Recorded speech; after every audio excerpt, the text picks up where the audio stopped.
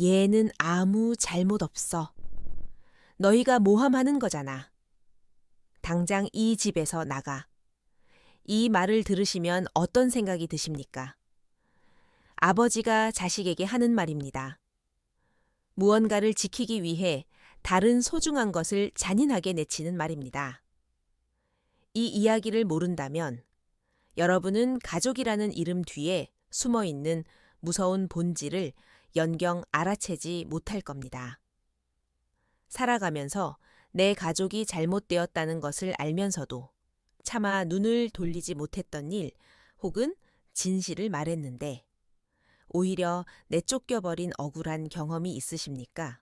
오늘 설화 공방의 이야기는 딸을 원했던 한 부부의 간절한 소원에서 비롯된 핏빛 이야기입니다. 잘못된 소원이 평화롭던 한 집안을 어떻게 무너뜨렸는지 지금부터 들려드리겠습니다. 때는 조선 어느 시절 깊은 산골 마을에 아주 사이가 좋은 부부가 살았습니다. 듬직하고 건강한 세 아들이 있었지만 아내는 고운 치마를 입고 애교를 부리는 딸 하나를 품에 안아보고 싶다는 간절한 마음을 버리지 못했습니다. 남편 역시 소복을 입고 재롱을 부리는 예쁜 딸이 미치도록 갖고 싶었습니다. 그 맹목적인 마음이 부부의 운명을 파멸로 이끌기 시작했습니다. 두 사람은 마을 뒷산의 산신에게 지독할 만큼 정성스러운 기도를 올리기 시작했습니다. 100일 동안 하루도 거르지 않고 제발 예쁜 딸 하나만 점지해달라고 빌었습니다. 그러던 어느 날 밤 아내의 꿈에 은빛 털을 가진 거대한 흰 여우가 나타났습니다. 생명을 잉태하는 자애로운 눈빛이 아니라 무언가를 노리는 듯 차갑고 섬뜩한 짐승의 눈이었습니다. 그런데 눈이 먼 아내는 이상한 꿈을 꿨어요. 흰 여우가 나타났다가 사라지는 꿈이요. 라며 그것을 억지로 좋은 꿈이라 포장했고 남편 역시 산신령이 보내주신 귀한 길몽이라고 굳게 믿었습니다. 간절한 마음은 오직 자신이 보고 싶은 것만 보게 만듭니다. 얼마 지나지 않아 아내가 기적처럼 아이를 가졌습니다.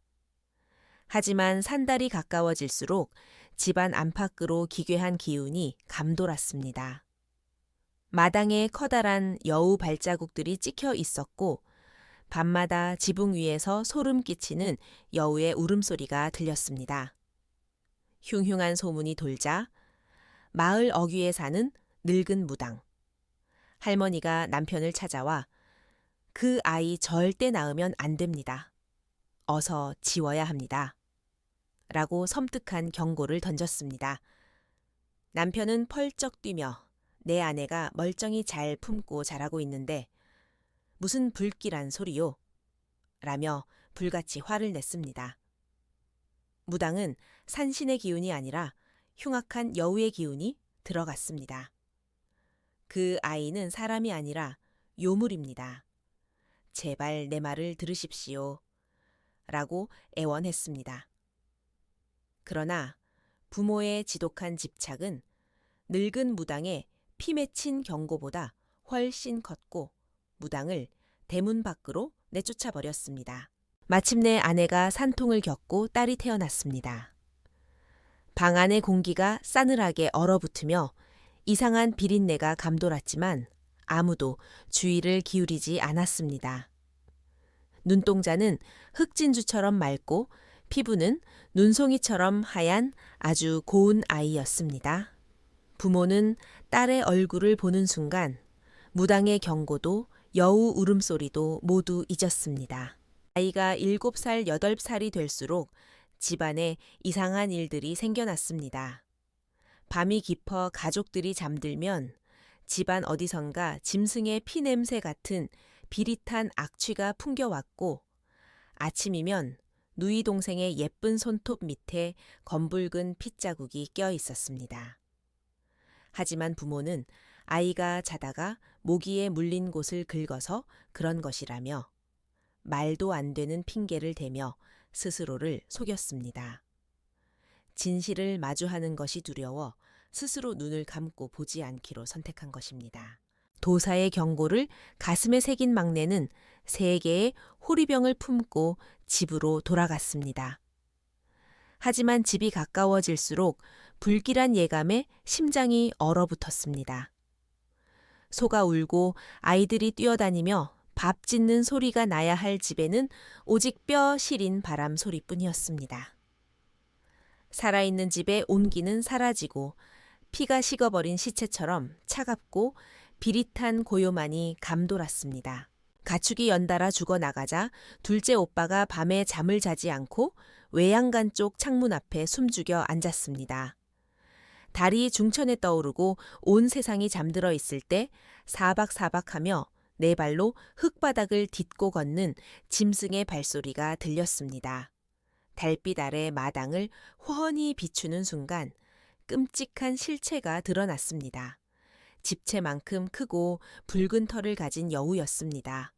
사람처럼 2발로 꼿꼿하게 서려다가 다시 4발로 엎드려 기어가는 기괴한 형태였습니다. 달빛 아래서 웅크려 있던 요괴가 고개를 돌려 얼굴을 드러냈을 때 둘째는 숨을 참아야만 했습니다. 그것은 낮에 환하게 웃던 예쁘고 고운 누이 동생이었습니다. 사람의 얼굴을 한 짐승의 앞발이 아주 능숙하게 외양간의 무거운 빗장을 소리 없이 열어젖히고 있었습니다. 둘째는 공포에 질려 손가락 하나 까딱하지 못했습니다. 기괴한 형상이 외양간 안으로 스며들어가고 이내 소의 짧고 둔탁한 비명이 들렸다가 조용히 끊어졌습니다. 날이 밝자 둘째는 셋째 오빠를 끌고 가 끔찍한 진실을 이야기했고 그날 밤 셋째 역시 예쁜 누이 동생의 얼굴을 한 거대한 여우가 외양간으로 들어가 가축의 간을 빼먹는 것을 똑똑히 목격했습니다. 다음 날 2 오빠는 목숨을 걸고 부모님께 진실을 고발하기로 결심했습니다. 둘째가 떨리지만 확신에 찬 목소리로 아버지 누이가 사람이 아닌 것 같습니다. 밤이 되면 붉은 여우로 변해서 가축의 배를 가르고 간을 빼먹고 있습니다. 이대로 두면 우리 가족이 다 죽습니다. 라고 말했습니다. 아버지는 벼락같이 소리치며 내 이놈 멀쩡한 내 여동생을 요괴라고 모함하다니 미친 것이냐며 말을 끊었습니다. 셋째도 모함이 아닙니다. 저와 형이 2 눈으로 똑똑히 봤습니다. 제발 저희 말을 믿어주십시오. 라고 애원했습니다. 어머니는 끔찍한 의심을 억지로 짓누르고는 너희 둘이 짜고 하나뿐인 귀한 동생을 모함하는 것이냐. 동생이 예쁨을 독차지하니까 질투심에 눈이 멀어 짐승 취급을 해 당장 그 입 다물지 못할까라며 몰아세웠습니다. 아버지는 핏발 선 눈으로 저리 어리고 예쁜 아이를 요괴라 부르는 내놈들이야말로 사람의 탈을 쓴 짐승이다. 내 귀한 딸을 음해하는 자식 놈들은 필요 없다. 당장 짐을 싸서 이 집에서 꺼져버려라. 고 소리쳤습니다. 부엌에서 놀라 뛰어나온 어머니도 마루 건너편 딸의 방 쪽을 바라보았습니다. 딸은 아침 햇살을 받으며 아무것도 모르는 순진한 아이처럼 노래를 부르고 있었습니다. 그 모습이 너무나도 천사처럼 평화로워 오빠들에게는 구역질이 날 만큼 더 끔찍하게 느껴졌습니다. 핏줄에 대한 지독하고 맹목적인 집착이 뻔히 다가온 죽음의 진실마저 볼 수 없도록 부모의 2 눈을 완벽하게 가려버린 것입니다. 결국 진실을 고발한 세 형제는 부모에게 버림받고 빈손으로 쫓겨나듯 집을 나서야 했습니다. 집에서 쫓겨난 세 형제는 거친 산속을 정처 없이 떠돌았습니다. 형들은 분노로 거친 욕을 내뱉었지만 심성이 여렸던 막내는 요괴와 단둘이 남은 부모의 목숨이 걱정되어 잠을 이룰 수 없었습니다. 그러던 어느 날 산속을 헤매던 막내는 폭포수 옆 바위 위에서 가부좌를 틀고 있는 신비로운 도사를 만나게 되었습니다. 막내는 도사에게 여우 요괴로 변해버린 누이 동생과 진실의 눈이 멀어 아들들을 내쫓은 부모의 끔찍한 비밀을 모두 털어놓았습니다. 도사는 조용히 고개를 끄덕이며 그 지옥 같은 집에 다시 돌아갈 각오가 되어 있느냐 고 물었고, 막내는 부모님이 잡아먹히기 전에 제가 구해야 합니다 라고 대답했습니다. 도사는 작은 유리병 3개를 막내의 손에 쥐어주었습니다. 첫 번째 병에는 붉은 가시 덤불이, 2번째 병에는 푸른 물이, 3번째 병에는 일렁이는 불꽃이 들어 있었습니다. 혼자 힘으로는 절대 그 요괴를 이길 수 없다. 이 3가지 병을 반드시 가시물불에 순서대로 던져라. 그리고 도망치는 동안 등 뒤에서 무슨 소리를 내더라도 절대로 뒤를 돌아보아서는 안 된다. 뒤를 돌아보는 순간 넌 요괴의 밥이 될 것이다. 도사의 경고를 가슴에 새긴 막내는 3개의 호리병을 품고 집으로 돌아갔습니다.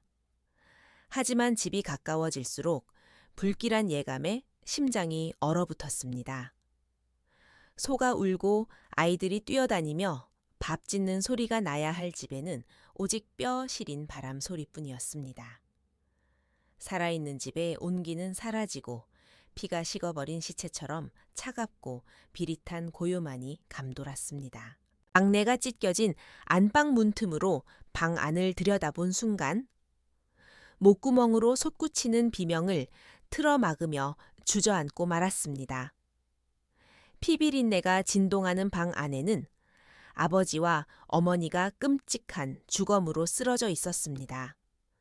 날카로운 짐승의 발톱에 배가 세로로 길게 찢겨 속이 다 드러나 있었고, 생명을 유지하는 가장 중요한 장기인 간이 흔적도 없이 깔끔하게 파헤쳐져 사라지고 없었습니다. 막내는 차가운 방바닥에 얼굴을 묻고 피눈물을 흘렸습니다. 막내가 힘겹게 마당으로 다시 나왔을 때 정막이 흐르던 등 뒤에서 아주 달콤하고 부드러운 목소리가 귓가를 간지렸습니다. 오빠 왜 이제 왔어? 오빠가 정말 보고 싶었어? 그것은 어릴 적 앙증맞게 따라다니던 예쁘고 사랑스러운 진짜 누이 동생의 목소리와 완벽하게 똑같았습니다. 눈물이 왈칵 쏟아질 것 같았지만 막내는 입술에서 피가 나도록 이를 꽉 깨물고 대문을 향해 걷기 시작했습니다. 그러자 등 뒤에서 사박사박 하는 사람의 발소리가 따라오더니 이내 타닥타닥하며 4개의 짐승 발소리로 변해 무서운 속도로 쫓아오기 시작했습니다. 요괴가 본색을 드러낸 것입니다. 오싹한 살기가 느껴지자 막내는 첫 번째 유리병을 등 뒤로 힘껏 내던졌습니다. 챙그랑 유리가 깨지는 소리와 함께 가시 덤불이 튀어나와 순식간에 거대하고 뾰족한 가시 벽으로 자라나 요괴의 추격로를 틀어막았습니다. 그러나 안도의 순간도 잠시 우지끈하며 굵은 가시 덤불이 무참히 부러지는 파열음이 들려왔습니다. 온몸에 가시가 박혀 피를 흘리면서도 덤불을 힘으로 찢어버리고 기어이 뚫고 나온 요괴의 거칠고 비릿한 숨소리가 등 뒤까지 바짝 따라붙었습니다. 막내는 서둘러 2번째 유리병을 던졌습니다. 엄청난 양의 물이 폭포수처럼 쏟아져 내리며 산길을 두 동강내는 거대한 강물이 되어 흘렀습니다. 뒤에서 무언가 물에 빠지는 소리와 짐승의 기괴한 울부짖음이 들렸지만 요괴는 거친 물살을 가르며 헤엄쳐 강을 건너 다시 쫓아왔습니다. 이제 막내의 품에는 마지막 3번째 불이 담긴 병 하나만이 남아 있었습니다. 피에 굶주린 분노가 극에 달한 요괴는 나무를 부러뜨리며 돌진해왔고 그 역겨운 숨결이 목덜미 솜털을 곤두서게 했습니다. 막내는 비명을 지르며 마지막 유리병을 바닥에 내동댕이 쳤습니다. 거대한 화산이 폭발하는 듯한 굉음과 함께 온 산을 태워버릴 듯한 거대한 불기둥이 솟구쳐 올랐습니다. 맹렬한 불길 속에서 요괴가 뒹구는 끔찍한 울부짖음이 터져 나왔습니다. 끄악! 오빠 살려줘 뜨거워. 짐승의 흉악한 포효와 어린 누이 동생의 고통스러운 비명이 기괴하게 뒤섞인 세상에서 가장 소름 끼치는 단말마였습니다. 뼈가 타는 비명 소리가 막내의 가슴을 후벼 팠지만 그는 절대 뒤를 돌아보지 않고 다리에 힘이 빠져 쓰러질 때까지 뛰고 또 뛰었습니다. 불길 소리와 찢어질 듯한 비명이 잦아들고 산속이 무거운 정적 속으로 가라앉았을 때 막내는 그제야 풀썩 흙바닥에 쓰러져 하늘을 올려다보았습니다. 자신의 집안이 괴물에게 도륙당하고 완벽하게 무너져 내렸는데 하늘은 변함없이 푸르고 구름은 평화롭게 흘러가고 있었습니다.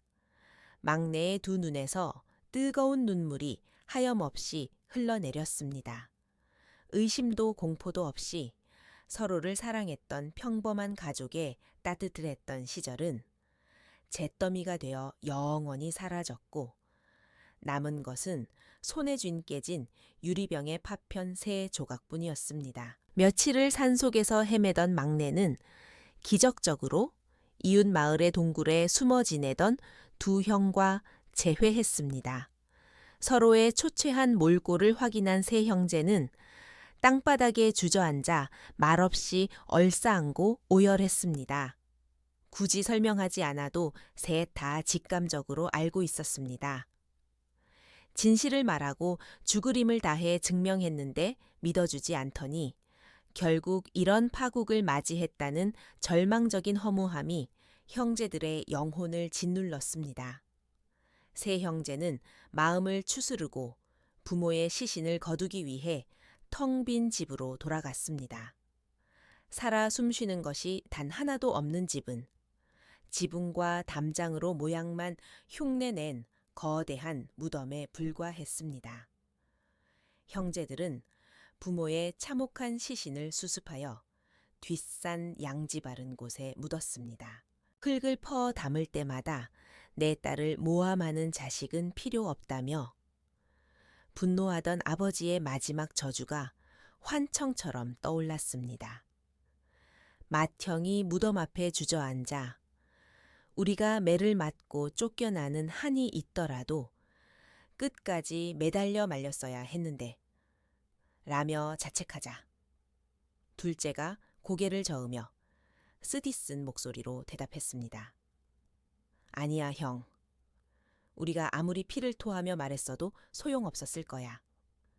부모님은 이미 그 아이에 대한 맹목적인 사랑이라는 두꺼운 눈가리개를 쓰고 있었으니까 눈먼 사랑은 어떤 진실도 이길 수 없는 법이니까.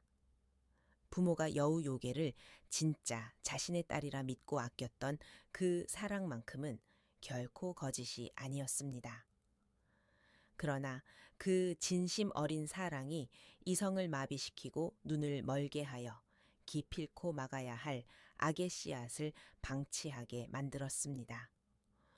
부모의 무덤에 마지막 절을 올린 세 형제는 뒤도 돌아보지 않고 그 산골 마을을 영원히 떠났습니다. 여러분, 가족의 피비린내. 나는 비극 여우누이 이야기 어떠셨습니까? 단순한 귀신 이야기라기엔 너무나도 무섭고 현실적이어서 가슴 한구석이 묵직해지는 슬픈 이야기입니다. 이 이야기의 표면적인 악당은 사람의 간을 파먹는 요괴처럼 보이지만 진짜 핵심은 진실을 외면한 부모의 선택에 있습니다.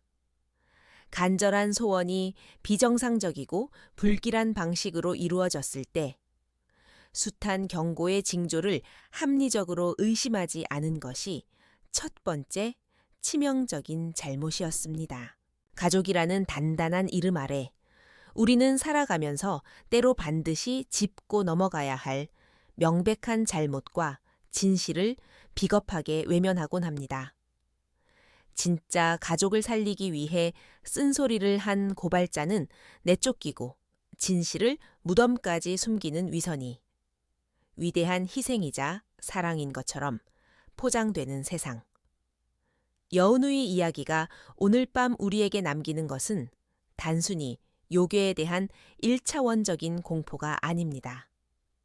그것은 가족을 사랑한다는 알량한 핑계로 명백한 진실과 정의에서 비겁하게 눈을 돌리지 말라는 준엄한 경고입니다.